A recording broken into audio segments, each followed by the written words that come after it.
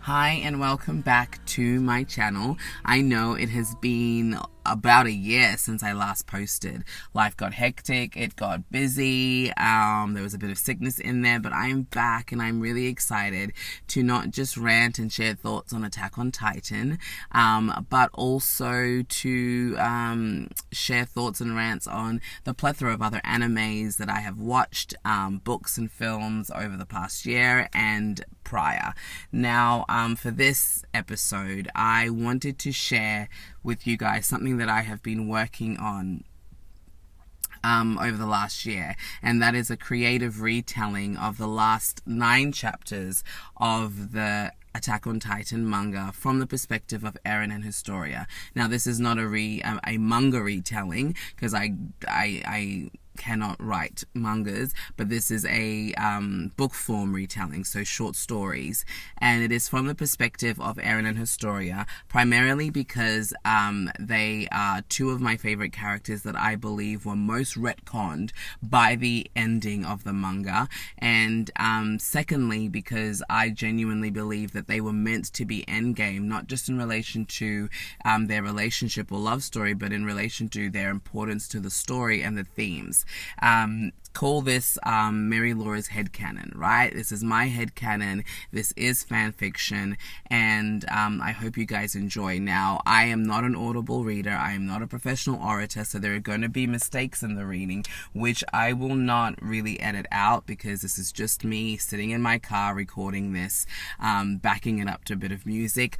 I have spliced in dialogue from the manga, and because it's important to obviously set context and continuity, and I've just added my own and storytelling elements to it.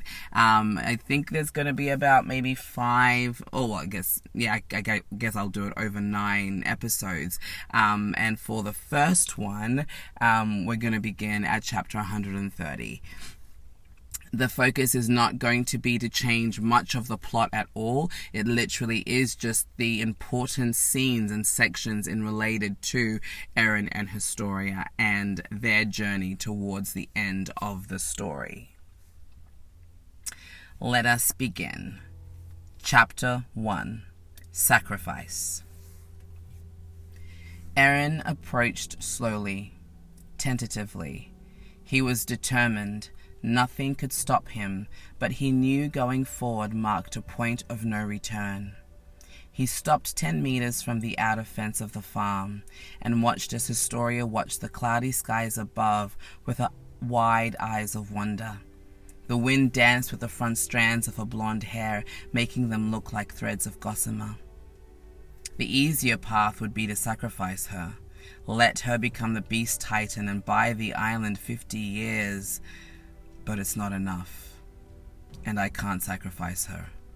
I won't. Eren!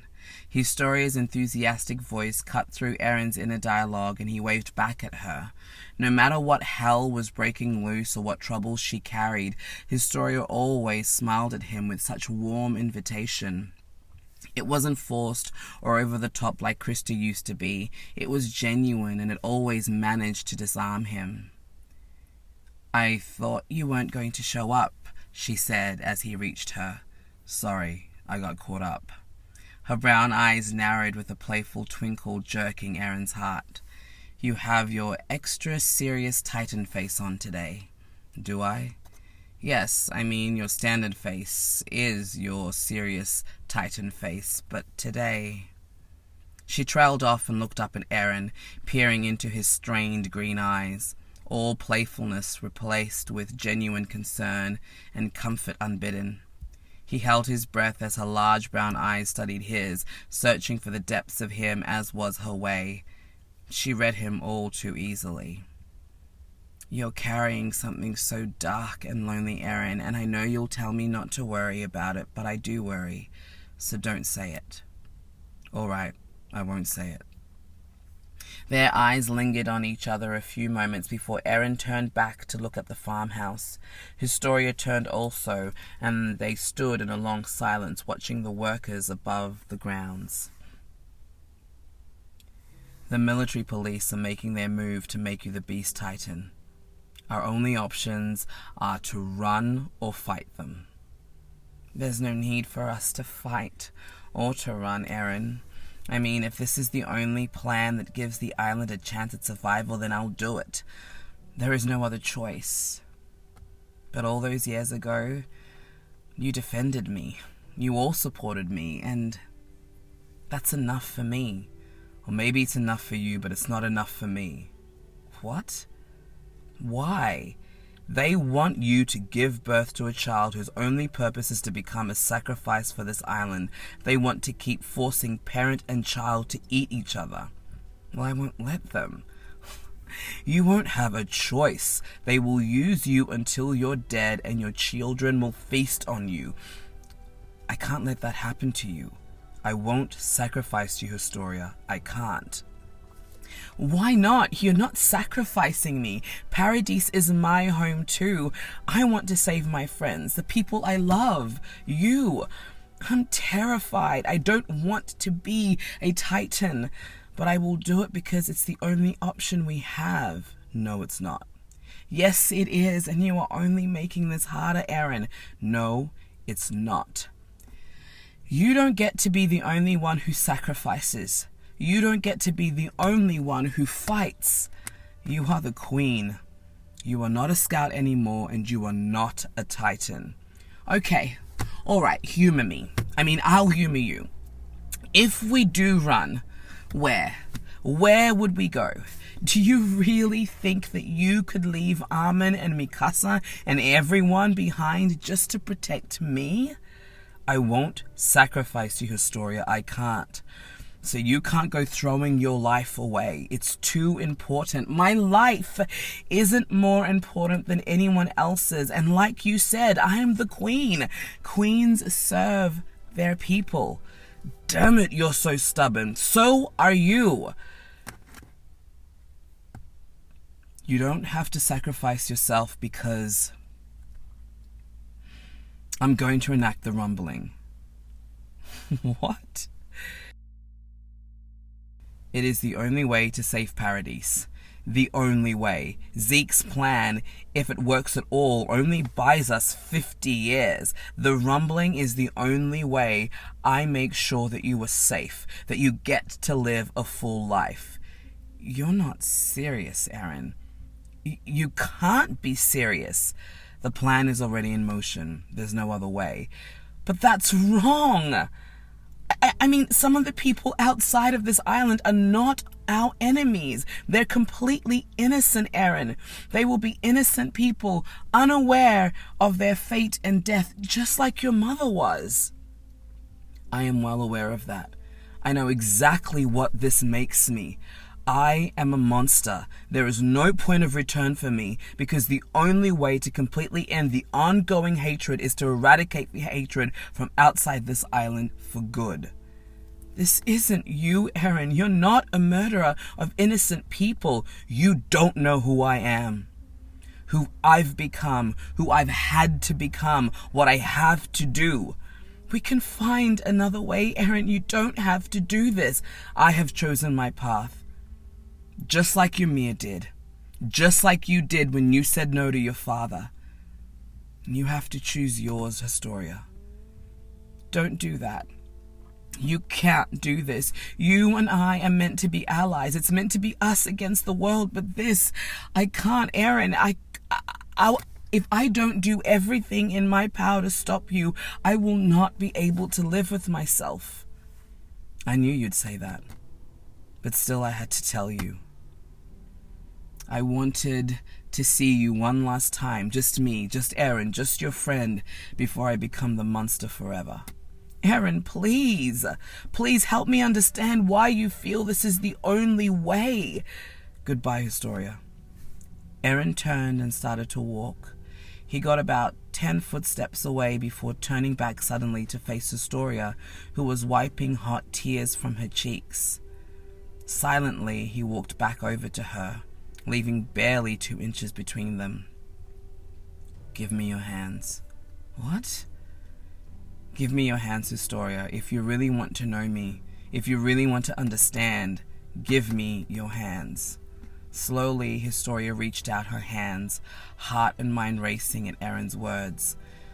The last time they had held hands this way, she had seen this very moment. Was it deja vu? It felt the same but different. If I'm living this moment again, does that mean... You can say no. You don't have to do this, Eren said, grounding her back to the present moment. Screaming no in her mind, she opened her mouth and said, I want to understand. Eren slowly interlocked both his hands with hers. The familiar surge of electricity that bound them in this strange connection enveloped them, dulling everything but their racing hearts and quickened breath. Historia deciphered fear in Eren's bloodshot eyes. Fear not for himself, but for her. She felt a stab of panic and dread. Locking his gaze with hers, Eren squeezed her hands gently. I'm so sorry. Before she could ask why he was sorry, she felt it. 100 billion lives, 100 billion deaths, 100 billion screams, 100 billion terrors, 100 billion different paths, all converging upon one another to a singular, horrifying conclusion. She didn't just see what he saw, she felt it. The pain, the guilt, the fear, the loneliness, the self-hatred, the descent into inhumane darkness, the madness, the apathy, the rage. No matter how many times they lived and died and lived and died, the only path that led to their salvation was the rumbling, the trampling of humanity outside paradise, the trampling of innocent men, women, children. Children. The children. Her vision went blank for a split second, and when it returned, she was no longer looking over the bloody carnage of the rumbling. Instead, she held a small, feeble child in her arms. It's you again, she said, bringing the baby close to her chest. She had seen this vision 3 times now. It wasn't just a dream. It felt as real as Eren's visions. Her vision blackened again, and she was standing in a dark, hollow space with impossibly tall ceilings. She still held the baby in her arms, who was peacefully sleeping. She heard her name from the left and smiled at the familiar voice. She turned around, saying, Eren, but screamed and jerked back when she saw a towering Titan in female form, covered in a bone-white armor, holding a blood-soaked hammer. She had never seen this Titan before, but it felt familiar. She inched back, holding the baby even tighter. Suddenly, the menacing Titan crumbled to the ground like ashes, and Eren emerged, naked and covered in bleeding wounds.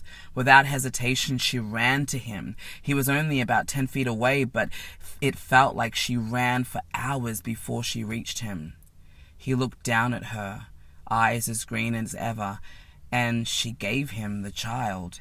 He held it gently up to his mouth and spoke words she could not decipher. Her vision blanked again, and this time she opened her eyes to the sight of Eren standing by the window of the farmhouse holding the child. He kissed the top of the baby's head and again spoke words she could not decipher. Her vision blacked for the 4th time, and this time she relived the entire vision, only she was all alone. There was no child. Eren emerged from the new-formed female Titan, wounded and staggering. She ran to him, but when she got to him, he collapsed dead at her feet. Historia sobbed on her knees in Eren's arms for 20 minutes after he had let go of her hands. He had tried to pull away twice and help her up, but she clung to him, afraid he would drop dead at her feet. She wanted to scour her mind and soul clean of all the suffering and death she had witnessed, but what terrified her the most was watching helpless as Eren died at her feet. I shouldn't have shown you that hell. God, I'm so sorry, Historia. All these years, all this time, this is what you've been seeing? You've been living this hell alone, and I didn't know. I didn't want anyone to know, especially you, and God, I'm a coward for putting you through that. You're a coward for not telling me sooner. What good is our connection if I don't get to share half the burden? What? So after all that, you don't hate me? You understand why I have to do this? Eren asked, confused and anxious and hopeful. I don't need to understand, Eren. I saw it. I felt it all. I can take your memories away with the founding Titan powers if it's too much for you to bear. You don't have to carry this. No, I don't want to forget. So you'll keep this secret? Eren, I understand. I know that this is the only way, but I don't know if I can keep this a secret. The others, Hanj, Captain Levi, they need to know. You don't think I want to tell them? You don't think I want Armin and Mikasa? You think I want Armin and Mikasa to hate me? But it's the only way. If you don't tell them, you will be the enemy, and they will not stop until they cut you down. I know. So you're willing to let your friends kill you? To just die? I'm already dead, Historia. I barely have 4 years left. His words knocked her back into the heartbreaking reality she had been denying. But it was real. He was on borrowed time. Eren saw and felt the heartbreak in Historia's tear-filled eyes, and he felt mad with rage and desperate sadness. He had accepted his fate, but he couldn't accept the fact that he would never see her again, never talk to her again, never laugh with her, see her smile, hold her hands, and just be with her. You're a fool, Eren. You can't think this way. You can't feel this way, he admonished himself. So you'll keep this secret? He asked, breaking the painful silence. Eren, I don't think I can. Of course you can. What? You're the girl who saved me. The worst girl in the world. Historia started to cry again as the memory of the day in the caves flooded her mind. They were so much younger. So much had changed since then. But one thing still remained. Remember? You said, kill all the Titans. Who would want to do that anyway? We should let humanity be trampled by the Titans. Repeating her own words again sent chills of grief and dread down her spine. When she had screamed those words in the cave, they were just desperate utterings of a scared girl, but now they were coming true. Eren helped Historia back up to her feet, and they stood silently watching the sun set behind the clouds. Several times they both tried to start conversation, but couldn't find the words. What could they say after all that they had shared? It was almost dark, and the dusk wind felt chill as ice. Eren? Yeah. What would you say if I had a baby?